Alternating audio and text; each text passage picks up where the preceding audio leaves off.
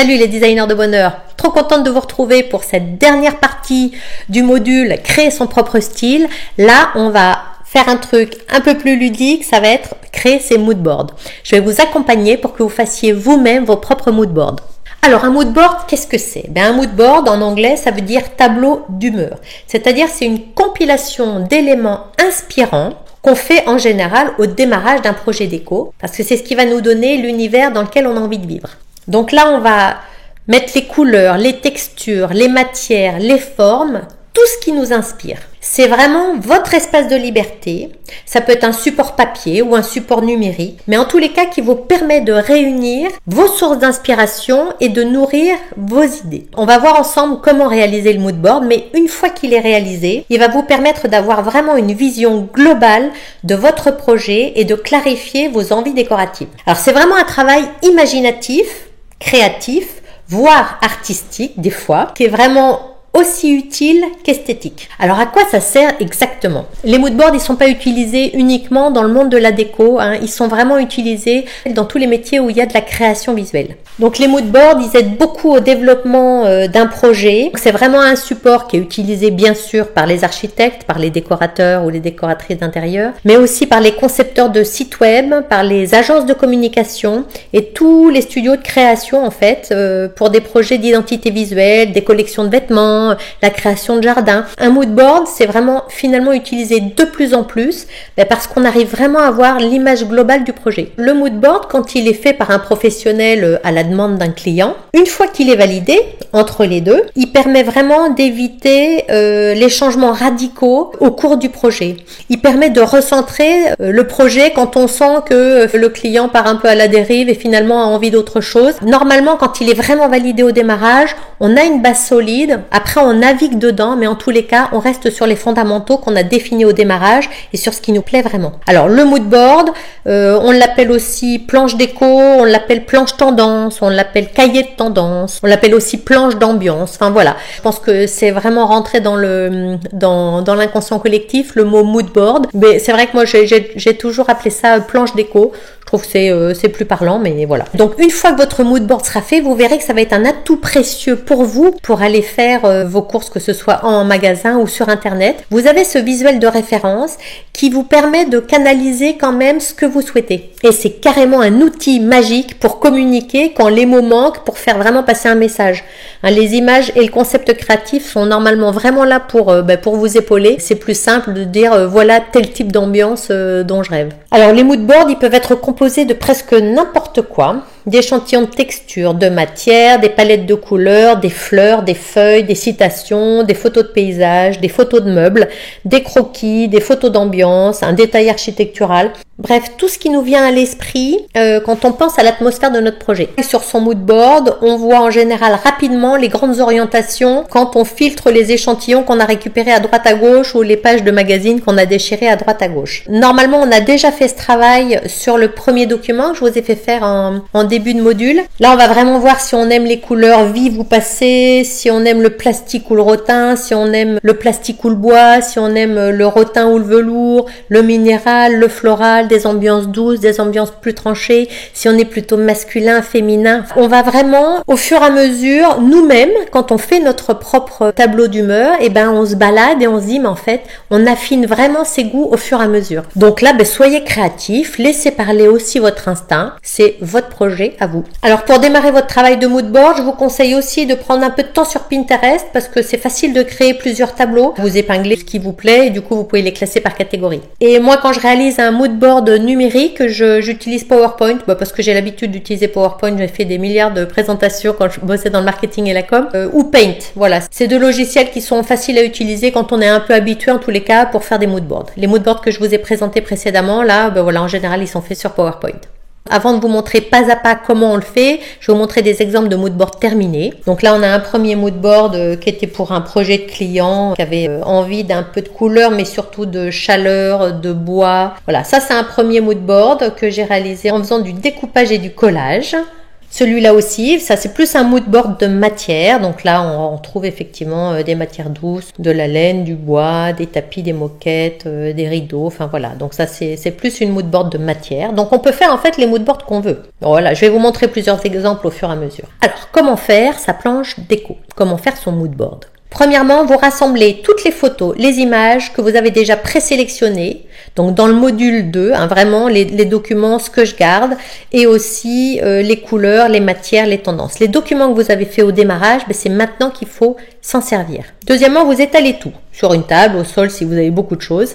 Troisièmement, vous faites des assemblages.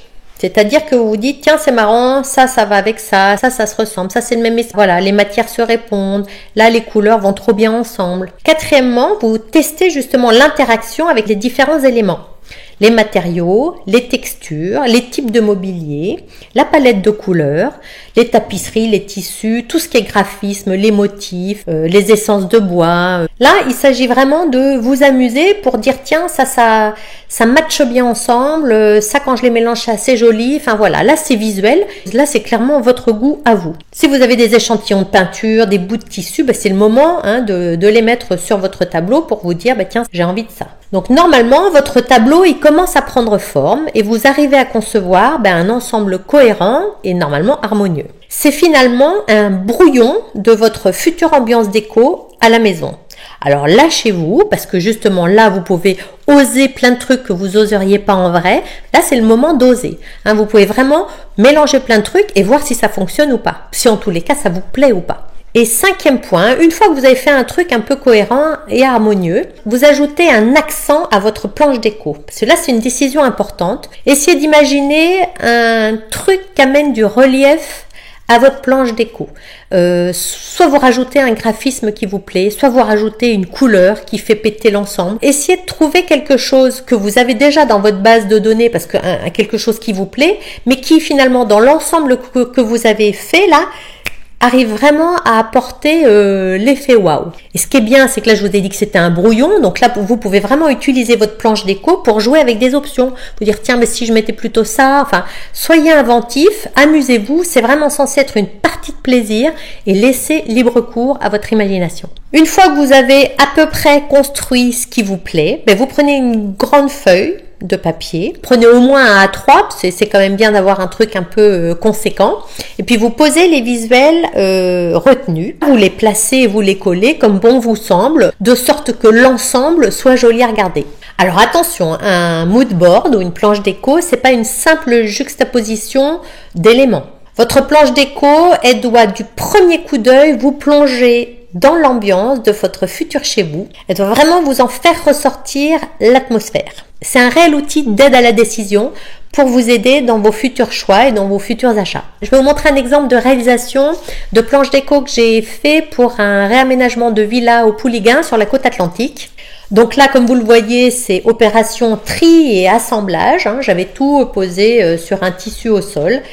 Tout ce qui me parlait, c'était le réaménagement d'une vieille maison vraiment en bord de mer. Donc là, j'avais envie de minéralité, j'avais envie de verre, j'avais envie d'esprit bord de mer. C'est une ancienne maison, donc je voulais garder le côté ancien. Planche d'ambiance un petit peu différente, mais chacune avec son style. Une première planche, vous le voyez, avec du coup une planche très masculine, avec du graphisme du noir et blanc, le zèbre, du bois façon cabane de pêcheur. Une deuxième planche d'ambiance vraiment avec le côté vintage, donc là la vieille horloge, la photo d'antan en noir et blanc, le service à thé de grand-mère, voilà, donc ça c'était la deuxième planche d'ambiance. La troisième, là aussi on retrouve l'horloge, le temps qui passe, le wabi-sabi, toujours ce graphisme au sol noir et blanc et aussi un graphisme plus rond et cette couleur verte. Et le côté un peu plus la bord de mer avec vraiment des verts pastels, le jaune du soleil, du bois, du sable, voilà, des châteaux de sable, du rotin. Voilà un petit peu les différents éléments qui me parlaient en fait pour faire ce projet. De ça, j'en ai retiré une planche mobilier et accessoires que vous voyez là. Donc là où on retrouve l'esprit que je voulais marquer. Même chose sur la planche de matériaux. Là, on a vraiment des tissus, toujours du vert, du jaune, du graphisme, du noir et blanc, du bois, du gravier, de la pierre, enfin voilà, de la minéralité. Et voici le visuel final, la planche déco proposée pour l'aménagement, là en tous les cas, du salon et de la salle à manger. Donc vraiment avec la reprise de tous les codes que j'avais sélectionnés précédemment, toujours ce noir et blanc par une tapisserie, le petit côté jaune qui fait pepser les chaises de la salle à manger, un tapis qui fait assez naturel mais où on retrouve du jaune et du vert, la marinière reprise par les rayures, le vert et le bleu canard, voilà, tout ça mélangé. Alors ça c'est un exercice un peu plus difficile parce que là aussi ça a été du découpage et du collage, mais en plus j'ai fait en sorte d'avoir une certaine perspective dans la pièce. Donc bon là ça demande un peu plus de boulot parce qu'il faut prendre justement des meubles un peu plus gros, un peu plus petits pour ceux qui sont au fond. Ben voilà, j'avais vraiment mis dans cette pièce tout l'esprit que je voulais pour la maison. J'espère que ça vous parle un peu, que vous comprenez un peu mieux comment faire votre planche déco. Là c'est une autre planche déco que j'avais réalisée pour la maison que nous avions à Nouméa. Donc là aussi il y a de la perspective, donc c'est toujours un peu plus fastidieux à faire, mais en tous les cas voilà, il y avait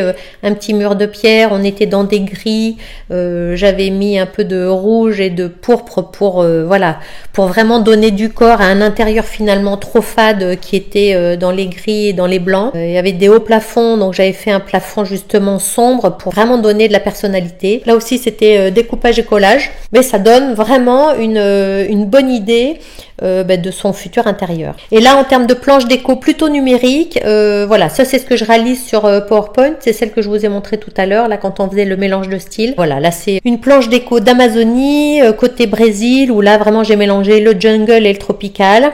Et j'avais opté pour forcément le vert qu'on retrouve un petit peu partout dans la jungle forcément, mais j'avais opté pour un rose pour apporter un petit peu de douceur à l'ensemble. Là je vous présente un mood board que j'ai réalisé pour un projet de déco d'un bistrot gourmand qu'on m'a confié sur Biarritz. Ils souhaitaient changer l'ensemble de leur déco. Après avoir beaucoup discuté avec eux, on s'était mis d'accord sur ce mood board qui nous a servi de fil conducteur pendant toute la réalisation des travaux. Et ce qui peut être sympa dans les mood boards aussi, c'est de mettre quelques petites explications. Donc là clairement on a repris les codes du bistrot d'antan qui leur plaisait, donc avec vraiment les chaises et les tables bistrot, avec un bar en zinc ou un plateau bois, une accumulation de miroirs ou une accumulation aussi de cadres, des suspensions tout en rondeur dans des couleurs un peu laiton. Ils avaient envie de bleu, donc je leur ai trouvé une tapisserie qui faisait un petit peu ancienne, chiffée, mais voilà, qui a apporté du relief à plusieurs murs. Voilà, et puis le sol en parquet. Je vous montre les photos du résultat. C'était un de mes premiers chantiers sur Biarritz et j'étais plutôt contente parce que les deux restaurateurs étaient satisfaits de l'univers qu'ils avaient su créer. Là, on retrouve les mêmes codes. On leur avait rajouté des soubassements en bois. Ça c'est tout bête, mais c'est des petites cimaises et des petits cadres en bois collés au mur, et ensuite avec un coup de peinture on a tout de suite l'impression que c'est du bois. Voilà, là je vous partage aussi un autre mood board qui est un mood board d'une pièce de vie, pareil pour un projet réalisé pour un client du coup au Pays Basque, avec vraiment une envie de matière naturelle, une envie de cosy, une envie de doux, une envie de brun. Donc là c'est pareil, une fois que on se met d'accord avec le client sur l'esprit, sur la mood board, c'est beaucoup plus facile après pour les achats, par exemple de luminaires ou de choses comme ça, parce que du coup on va plus vite à l'essentiel. Voilà, là c'est dans la même maison. Là, vous retrouvez le mood board pour la salle de bain. Je ne sais pas si vous voyez la cohérence par rapport à la mood board précédente. Vous avez le marbre dans leur cuisine et on le retrouve aussi dans leur salle de bain, ce qui fait une vraie unité dans toute la maison. Les codes couleurs, pareil, sont les mêmes. Il y a toujours le noir et les deux écrus représentés, un petit coup de plante verte. Et voilà, on est dans le même esprit. Et ça, c'est ce que je vous disais dans le module précédent, une vraie harmonie dans une maison, c'est ça. Normalement, les mood boards les moodboards des différentes pièces de votre maison doivent vraiment être en connexion. Là, je vous montre à nouveau une autre planche d'ambiance pour une cliente sur Biarritz. Voilà, là, c'était pour l'aménagement du salon salle à manger cuisine. Là, on est dans un univers avec beaucoup de matière, beaucoup de textures et des bois sombres. Je vous montre le plan réalisé pour la maison qu'on a rénovée. On retrouve notre fameux damier noir et blanc dans la salle à manger et la moodboard que j'avais réalisé pour la salle à manger verrière. Il était vraiment là. Voilà, ça c'est l'esprit qu'on souhaitait pour notre salle à manger. Là, ensuite, vous voyez la moodboard pour la cuisine, la moodboard pour le bureau. Voilà. C'est vraiment rassembler des éléments qui nous plaisent pour vraiment en faire un ensemble cohérent. Alors j'ai mis sur YouTube il y a quelques temps 2 vidéos sur comment créer un moodboard pour son projet déco et comment faire des plans et des croquis en déco sur justement le projet que je vous ai montré tout à l'heure au Pouliguen, où là j'avais vraiment expliqué comment j'avais tout créé. Je vous mets les liens sur la plateforme pour que vous alliez compléter ce qu'on vient de voir là avec ces 2 vidéos où j'avais pris du temps pour vraiment expliquer pas à pas la démarche pour ce projet. Avec maintenant ce qu'on s'est déjà dit là depuis quelques heures d'écoute, normalement vous comprendrez encore mieux le cheminement. C'est du numérique ou du papier, donc on peut faire plein de tests, on peut s'éclater. Prenez du plaisir à faire ça, vraiment. Si vous avez des enfants, vous pouvez leur demander qu'ils vous filent un coup de main en découpant, voilà, en arrachant des pages. Ça fait un petit atelier rigolo pour tout le monde, mais vraiment, ça va vous servir. Donc, passez un petit peu de temps à travailler là-dessus. Je trouve que c'est un des prérequis pour un projet déco réussi. Voilà, mais ça a fait beaucoup de choses pour pour ce module créer son style déco, mais je pense que c'est quand même un peu le plus important. Je vous remercie à nouveau pour votre écoute et puis je vous dis à très vite dans le prochain module où là on va parler des couleurs et de leur symbolique, de comment les associer parce que là aussi c'est aussi un sacré sujet. Allez, à très vite.